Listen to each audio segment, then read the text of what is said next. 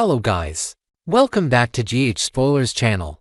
Today, we will learn about the issue that could change the course of one of the most highly anticipated custody battles in Port Charles history. With emotions already running high and the Corinthos family under intense public scrutiny, Michael Corinthos has just pulled off one of the most dramatic reveals the courtroom has ever seen. What began as a deeply personal betrayal has now become the centerpiece of a strategic takedown that exposes deception, rewrites a painful chapter from the past, and strengthens Michael's position as the more trustworthy parent in the eyes of the law. At the heart of the controversy is a long-buried secret involving a burned letter, a hospital room in Germany, and a man who thought he could manipulate truth and memory without consequence. It all began with a seemingly innocent conversation. Michael had been preparing for the next round in his ongoing custody battle with Willow over their children, Wiley and Amelia. Their relationship had already suffered a series of emotional and legal blows, but both were determined to fight for what they believed was best for the children.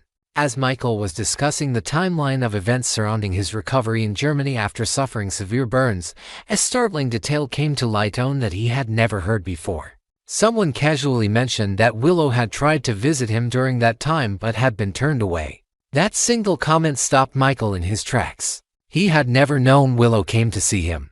The revelation hit him hard. During his recovery, Michael had often wondered why Willow never showed up. He had accepted her absence as part of the natural collapse of their strained relationship. But now, this new piece of information suggested something else, something darker. If Willow had indeed made the journey to Germany to be by his side, why was he never told? And who could have stood between them during one of the most vulnerable times of his life? Michael's mind raced. There was only one person with both the motive and the access to manipulate such a situation: Drew Kane. At the time, Drew had been overseeing Michael's medical arrangements abroad. He had authority. He had influence. And most importantly, he had a stake in keeping Willow away, especially if he had already begun pursuing a romantic relationship with her. Michael began to suspect that Drew hadn't just mismanaged his care, he had actively interfered with his personal life. Determined to uncover the truth, Michael quietly began his own investigation. He reached out to the hospital in Germany where he had been treated, requesting records, visitor logs, and staff details from the time he was admitted. He didn't want to tip anyone off it yet. Eventually, his efforts paid off. He tracked down a nurse who had worked in his wing at the time of Willow's attempted visit. Her name was Annalise Weber, and she remembered everything. What she revealed to Michael was nothing short of staggering. Annalise confirmed that Willow had indeed arrived at the hospital during his stay, visibly distressed and desperate to see Michael. She had waited for hours, only to be informed that Michael had refused the visit. But the nurse now admitted that this message had not come from Michael himself, it had come from Drew Kane, who instructed staff to deny Willow entry and to tell her the rejection came directly from the patient. Drew even provided compensation afterward, instructing Annalise to stay quiet about the incident. Michael was furious but remained composed. He thanked Annalise and did something unexpected. Instead of confronting Willow or Drew privately, he invited the nurse to testify at the upcoming custody hearing. He knew the courtroom would be the most effective venue to unveil the truth, and he wanted the judge to witness firsthand how far Drew had gone to control and deceive. On the day of the hearing, tension filled the air. Both legal teams were prepared for a standard continuation of arguments regarding custody rights and parenting capabilities. But Michael had other plans. After submitting a sealed witness list that morning, he stood up and requested that the court hear testimony from an out-of-country witness, Annalise Weber, the German nurse who had just flown into Port Charles. Gasps echoed through the courtroom as the doors opened and Annalise entered, taking the stand with a quiet confidence that masked the explosive nature of her testimony. What followed was a stunning, uninterrupted account of how Drew Kane had orchestrated a lie that kept Willow and Michael apart during one of the most pivotal times in their lives. Annalise explained how she had been instructed to deny Willow access to Michael's room, how she had been paid afterward, and how she had lived with the guilt ever since. Her story was detailed, corroborated by hospital records and timestamps, and impossible to refute. Willow sat frozen, her eyes wide with disbelief as the pieces fell into place. She remembered every moment of that heartbreaking trip to Germany, the rejection, the tears, and the sense that Michael had shut her out during a time she was trying to make amends. And now she realized it had all been a Liam manipulation crafted by someone she trusted. Tears streamed down her face as she turned to look at Drew, silently begging for some explanation, some denial. But Drew had none. His face was pale. He had no words. The judge called for a recess, but the damage had been done. The courtroom buzzed with shock, the spectators reeling from the unexpected testimony. The narrative had shifted completely. What had once seemed like a bitter custody battle between two flawed but loving parents was now something much darker, proof that Drew had manipulated the truth, interfered with personal relationships, and controlled Willow's emotional decisions for his own benefit. When the court reconvened, the judge made it clear that while the main issue at hand was custody, character and trustworthiness were equally vital in determining what was best for the children. And now, with this new information, it was impossible to ignore the fact that Willow had been unknowingly manipulated by her own partner, and that Drew had gone to disturbing lengths to isolate Michael from his family. Michael's attorney highlighted this betrayal, using it to reinforce Michael's commitment to honesty, transparency, and emotional stability of his children. The court noted that Michael, despite being the victim of such manipulation, had chosen not to retaliate privately but to bring the truth to light in a lawful and respectful manner. It demonstrated a level of maturity and integrity that the judge found noteworthy. Willow, still shaken, requested a private conversation with the judge's permission. She admitted that she had been unaware of Drew's actions and felt blindsided. She expressed her deep regret for believing Michael had turned his back on her and acknowledged that her relationship with Drew was built, at least in part, on a lie. Her honesty and visible heartbreak moved the judge, but the concerns remained. The court had to consider not only the welfare of the children, but also the reliability and judgment of the adults involved. In the end, the judge did not issue a final ruling that day but made it clear that the new testimony had shifted the momentum dramatically. The court now viewed Michael as the more stable and consistent parental figure, someone who had endured deception but remained focused on the well-being of his children. Drew's credibility was severely damaged, and Willow's emotional state suggested that her judgment, while well-intentioned, had been compromised by external influence. Outside the courtroom, the fallout continued. Willow confronted Drew privately, demanding an explanation. He tried to justify his actions, saying he only wanted to protect her, that he feared Michael would hurt her again. But Willow was inconsolable. She told Drew that his so-called protection had robbed her of closure, of trust, and perhaps of a relationship that could have been healed. She walked away from him, unsure if they could ever recover. Michael, meanwhile, returned home not with joy or triumph, but with a renewed sense of responsibility. The road ahead would still be difficult. The legal battle was not over, but the truth was now on the table, and for the first time in a long time, he felt seen, heard, and understood. He spent the evening with Wiley and Amelia, holding them close, and silently vowed that no matter what happened next, he would never stop fighting for them with honesty, with transparency, and with the strength of someone who had nothing left to hide. Next, we will uncover a mystery that has been puzzling fans of the show for quite some time. What exactly happened to Giovanni Joe Palmieri after the tragic death of his mother, Camilla, and who stepped in to raise him during those formative years? As the storyline surrounding Joe continues to unfold in Port Charles, viewers are left scratching their heads over the glaring gaps in his backstory. With Camilla passing away when Joe was just 12, and his father having died even earlier, the question of who took him under their wing remains frustratingly unanswered. Join us as we dive deep into this enigma, explore fan theories, and add fresh perspectives to shed light on Gio's past while keeping the core mystery at the forefront. A tragic loss, Gio's world shattered at 12. The heartbreaking loss of Camilla, Joe Palmieri's mother, when he was only 12 years old, marked a turning point in the young man's life that has yet to be fully explained on ABC General Hospital.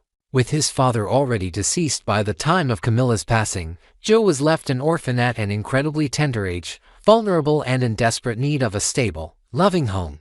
The trauma of losing both parents within such a short span would undoubtedly leave deep emotional scars, yet the show has barely scratched the surface of how Joe coped during those dark days. Fans are left imagining the confusion and loneliness that must have engulfed him as he navigated the world without his primary caregivers, attending school, grappling with grief, and searching for a sense of belonging. Compounding the tragedy is the lack of clarity about the immediate aftermath of Camilla's death. Did Joe have any extended family nearby to offer comfort, or was he thrust into an unfamiliar environment with little support? The writers have left this chapter of Joe's life shrouded in mystery, perhaps intentionally to build suspense, but it's a silence that has sparked frustration among dedicated viewers. Picture young Joe, packing a small bag of belongings, and sure of where he'd lay his head next, his world reduced to memories of a life once filled with his mother's warmth. This pivotal moment in his journey deserves exploration, as it shapes the man we see today in Port Charles, carrying burdens that remain unspoken but ever present in his eyes. The missing pieces. Who stepped up for Joe? One of the most perplexing elements of Joe's storyline is the glaring omission of who took responsibility for raising him after his parents' deaths. At 12 years old, in the midst of 6th grade, Joe would have needed guardians to provide not just shelter, but emotional and practical support through his teenage years. The show has hinted at connections to the Trullo family, particularly Lois and Gloria, but the specifics remain maddeningly vague. Were there legal arrangements made for his care, or did he simply fall into the orbit of family friends out of necessity? This gap feels like a missed opportunity to flesh out Joe's character, to show the struggles and small victories that defined his path to adulthood. Fans speculate that Lois Trullo, with her strong ties to the Bensonhurst community, might have opened her home to Joe, alongside Gloria and perhaps Carmen, creating a makeshift family unit to fill the void left by Camilla. Yet, if this is the case, why does Joe seem so detached from them now? There's no warmth in his interactions, no affectionate nicknames like Aunt Lois, which one might expect after years under her roof. Imagine a household bustling with the energy of Bensonhurst traditions, where Joe might have learned to make homemade pasta with Gloria or listen to Carmine's old stories of the neighborhood. These bonds appear absent in his demeanor today. This disconnect raises questions about whether Joe ever truly felt at home, or if he spent those years as an outsider, longing for the family he lost. Fan frustrations, unanswered questions, and plot holes. The internet has been abuzz with fan reactions to this unresolved aspect of Joe's backstory, with many expressing disappointment over what they perceive as a gaping plot hole. One frustrated viewer vented, "This is just another inconsistency in an already messy story. Who took care of Joe after Camilla's death? It's ridiculous that we're left guessing." The sentiment echoes a broader concern that the writers may have overlooked a crucial piece of Joe's history, prioritizing dramatic reveals over character depth. Fans crave a narrative that feels complete, where even the smallest details like who guided Joe through adolescence add layers to his current struggles and relationships in Port Charles. Others have pointed out the strangeness of Joe's apparent lack of male role models during his formative years. A commenter noted, "It's bizarre that no neighborhood men stepped up for Joe. A boy that age needs guidance, especially after such loss. Did no one in Bensonhurst care enough to fill that gap?" This observation highlights a missed chance to explore how the absence of a father figure might have shaped Joe's views on trust and authority. Perhaps there were uncles or family friends who drifted in and out of his life, offering sporadic advice over backyard barbecues, but their impact, if any, remains untold. The fan base is hungry for these details, yearning to understand the forces that molded Joe into the complex young man we see today. Theories from Bensonhurst, a community's role. Among the swirling theories online, a popular one suggests that Joe was absorbed into the Trullo household, a tight-knit clan known for their loyalty and loud family gatherings. Supporters of this idea imagine Lois, Gloria, and Carmen rallying around Joe, providing him with a roof over his head and a place at their crowded dinner table. Perhaps Bensonhurst, with its old-school Italian roots, became a surrogate family, where neighbors checked in on Joe, local shopkeepers knew his name, and he grew up surrounded by the raucous love of a community that refused to let one of their own slip through the cracks. This theory paints a heartwarming picture of collective care, even if it lacks the intimacy of a traditional family. Yet, even this theory doesn't fully explain the emotional distance Joe exhibits toward Lois and others who supposedly raised him. Could it be that while he lived under their roof, he felt more like a guest than a son, always aware of the empty spaces where his parents should have been? Maybe there were moments of tension, teenage rebellion clashing with Lewis's no-nonsense style that left lasting rifts. Visualize Joe sitting on a stoop in Bensonhurst, feeling like he belonged nowhere, even as laughter spilled from the Trullo house behind him. This theory, while plausible, still leaves room for the show to delve into why Gio's connections to his past caretakers seem so tenuous. A thread that could unravel deeper emotional conflicts in future episodes. The emotional impact, why Gio's past matters. Beyond the logistics of who raised Gio, there's a deeper emotional undercurrent to this mystery that the writers could tap into for powerful storytelling. Losing both parents by age 12 would have a profound impact on any child, shaping their worldview, their ability to form attachments, and their sense of self-worth. Gio's apparent lack of closeness with Lois or Gloria might hint at unresolved grief or a fear of getting too close to anyone, lest he lose them too. Perhaps he carries a quiet resentment toward the adults in his life who couldn't fully replace the love he lost, even if they tried their best. This emotional baggage could explain some of his guarded nature in Port Charles, where every interaction feels tinged with caution. Consider the possibility that Gio spent years bottling up his pain, never fully processing the trauma of Camilla's death because no one knew how to help him through it. Maybe there were nights in the Trullo household where he'd stare at old photos of his mother, wondering why life dealt him such a cruel hand.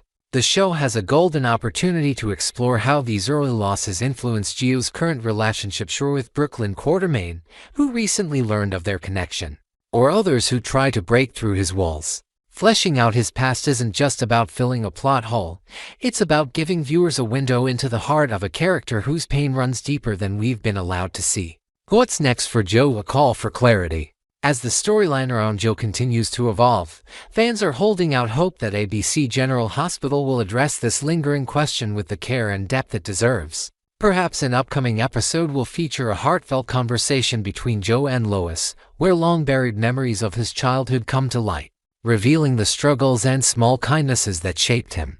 Or maybe a new character, a distant relative or old Bensonhurst neighbor, will arrive in Port Charles with answers, offering Gio a chance to confront his past and heal old wounds. The potential for a flashback montage, showing young Gio navigating life after Camilla's death, could be a poignant way to bridge the gap between then and now. Until then, the mystery of who raised Gio remains a thorn in the side of dedicated viewers who want to see his story told in full. Imagine the impact of a scene where Gio visits Camilla's grave, whispering questions about the years he spent without her, searching for closure. The writers have a chance to turn this overlooked tale into a powerful narrative arc. One that not only satisfies fan curiosity but also enriches Gio's character with layers of resilience and vulnerability. For now, we're left to speculate alongside the rest of Port Charles, piecing together fragments of a past that feels just out of reach. Next, we will explore the heart-wrenching crisis engulfing Willow Tate Corinthos as she faces a devastating custody battle that could rip her children, Wiley and Amelia, from her arms. Michael Corinthos, fueled by betrayal and backed by his mother Carly, is determined to paint Willow as unfit, dragging personal scandals and family history into a brutal court showdown. Meanwhile, shocking revelations and a potential for dark retribution loom large, as Willow's troubled past and complex family dynamics threaten to push her over the edge. Let's dive into this gripping storyline, unpacking the drama with fresh details and inventive twists while staying true to the core conflict tearing through Port Charles. A custody battle unleashed, Willow under fire. The courtroom in Port Charles has become a battlefield, with Willow Tate Corinthos fighting for the very heart of her family, her beloved children, Wiley and Amelia. Michael Corinthos, once her rock, has turned against her with a ferocity that has stunned even the most hardened residents of the town.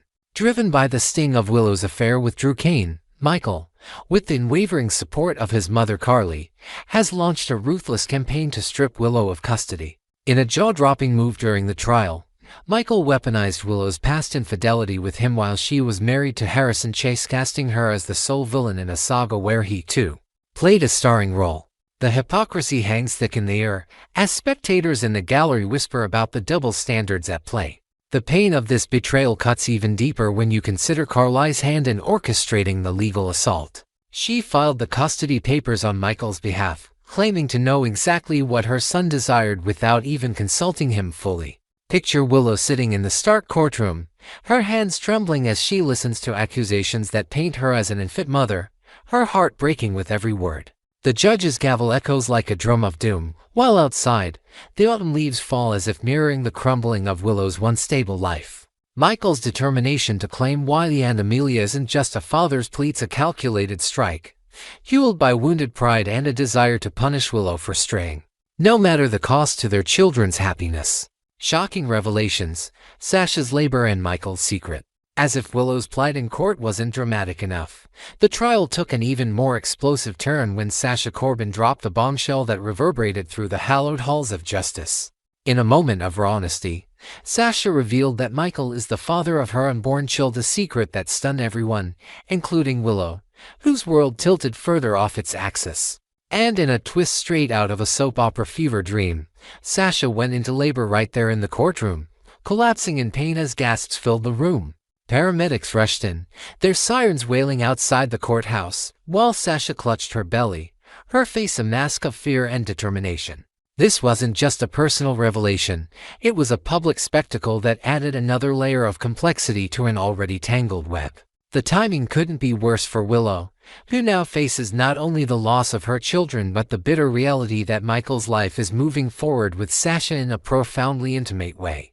Imagine the sting as she watches medics tend to Sasha, knowing that the baby Michael's babe represents a new family unit that excludes her entirely. For Sasha, the fear of Willow's reaction must be palpable. After all, this isn't just about a custody battle, it's about raw, primal emotions tied to motherhood and betrayal. Sasha might lie in her hospital bed, staring at the ceiling, wondering if Willow's hurt could morph into something far more dangerous. The stakes have never been higher, and the shadow of potential retribution looms over this unexpected triangle. Willow's troubled legacy, a family tree of chaos. To understand the depth of fear surrounding Willow's potential reaction, one must look at the chaotic roots of her family tree, a lineage steeped in madness, manipulation, and obsession, especially when it comes to children. Willow's adoptive mother, Harmony Miller, was a deeply unhinged figure who raised her in the clutches of a dangerous cult, warping her early understanding of love and loyalty. The indoctrination left scars that Willow still carries, memories of rigid control and blind devotion that shaped her formative years. Then there's Nell Benson, Willow's long-lost twin sister, whose own descent into darkness saw her give Wiley away to Brad Cooper while lying to Michael that their son had did a cruel act of deception that still haunts the Corinthos family. As if that weren't enough, Willow's biological mother, Nina Reeves, adds another horrifying chapter to this legacy. Nina's past actions drugging a pregnant Ava Jerome, cutting baby Avery from her womb, and briefly kidnapping the infant paint a chilling picture of a woman unhinged by her desperate desire for a child. Visualize Willow at night, haunted by these stories, wondering if such darkness lurks within her own veins. This trifecta of maternal madness, Harmony's cultish control, Nell's vicious lies, and Nina's violent obsession creates a tapestry of dysfunction that surrounds Willow, raising the question, under extreme pressure, could she snap and follow in their footsteps? The fear in Sasha's heart isn't just paranoia, it's grounded in a history that suggests Willow's response to loss might be anything but rational. Michael's hypocrisy, a double standard exposed. While Michael stands tall in court, decrying Willow's infidelity with Drew as justification for taking Wiley and Amelia, the irony of his own actions casts a glaring shadow over his moral stance. Let's not forget that Michael himself strayed with Sasha, a betrayal that has now resulted in a child on the way. Yet, in his narrative, this indiscretion is framed as a mere footnote, a delightful feature that adds a sibling for Wiley and Amelia, rather than a damning bug in his character. The audacity of this double standard is breathtaking, as he paints Willow's mistakes in the harshest light while glossing over his own with a dismissive wave. It's as if the rules of fidelity and trust apply only to her, while he emerges unscathed, a hero in his own story. Picture the courtroom tension as Willow's attorney points out this glaring hypocrisy, the whispers of onlookers growing louder as Michael's righteous facade begins to crack. Perhaps there are moments outside the trial, at the Metro Court, where old friends like Jocelyn Jacks confront Michael, questioning how he can demand purity from Willow while ignoring his own missteps.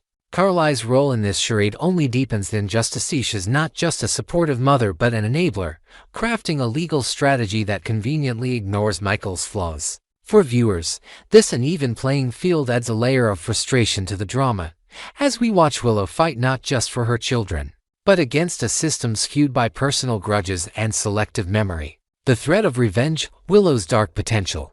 With the custody battle poised to strip Willow of Wiley and Amelia, Whispers around Port Charles suggest she might not take this loss lying down. The pain of seeing Michael build a new life with Sasha and now a new child could ignite a dangerous fire within her, fueled by the toxic examples of Harmony, Nell, and Nina. What if Willow, driven to the brink by grief and betrayal, decides to exact a twisted form of revenge by targeting Sasha's newborn? The idea isn't far-fetched when you consider her family's history of drastic actions over children. To Willow, stealing Sasha and Michael's baby might feel like poetic justice, a way to balance the scales after losing her own family, a tit-for-tat that echoes the ruthless pragmatism of her kin. Imagine a chilling scene in the hospital nursery, late at night, where Willow stands over Sasha's sleeping infant, her face a storm of conflicting emotions. Does she see this child as a replacement for Wiley and Amelia, or as a weapon to wound those who've hurt her? Perhaps she hesitates, memories of her own children's laughter stopping her hand, or maybe a darker impulse born of Nell's cruelty or Nina's desperation pushes her closer to the edge. The writers have a goldmine of tension to explore here, as Willow's inner struggle between love and vengeance could define her arc for months to come. For Sasha, the fear of such a retaliation must keep her awake at night, wondering if Willow's pain will manifest in an act as unthinkable as it is heartbreaking. The broader implications, a family torn apart.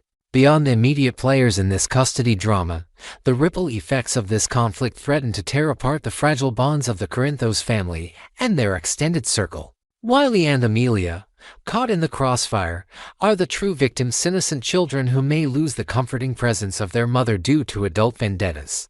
Picture Wiley asking Michael why mommy can't tuck him in anymore, his small face crumpled with confusion, or Amelia clinging to a stuffed animal that smells of Willow's perfume. The emotional toll on these children could be a poignant thread for the show to follow, highlighting the cost of revenge and bitterness in a way that tugs at viewers' heartstrings. Meanwhile, figures like Nina and Carly, both deeply invested in the outcome, might find their own relationship strained further as they pick sides in this war. Nina, desperate to protect Willow despite her own past sins, could clash with Carly, whose unwavering support for Michael blinds her to the damage being done. Even Drew, the catalyst for much of this mess, might resurface with guilt or defiance, adding fuel to an already raging fire. The broader canvas of Port Charles buzzes with speculation. Will Willow's potential for revenge spiral into a larger catastrophe, or can someone step in to mediate before irreparable harm is done? The stakes feel personal for every resident who's ever loved or lost a child. Thank you for joining us on the ABC General Hospital Spoilers channel. What do you think Willow will do next in this heart-wrenching custody battle? Could she really take Sasha's baby as revenge, or will she find another way to fight back? Drop your thoughts in the comments below, and be sure to subscribe for more exclusive updates and spoilers on all the drama unfolding in Port Charles.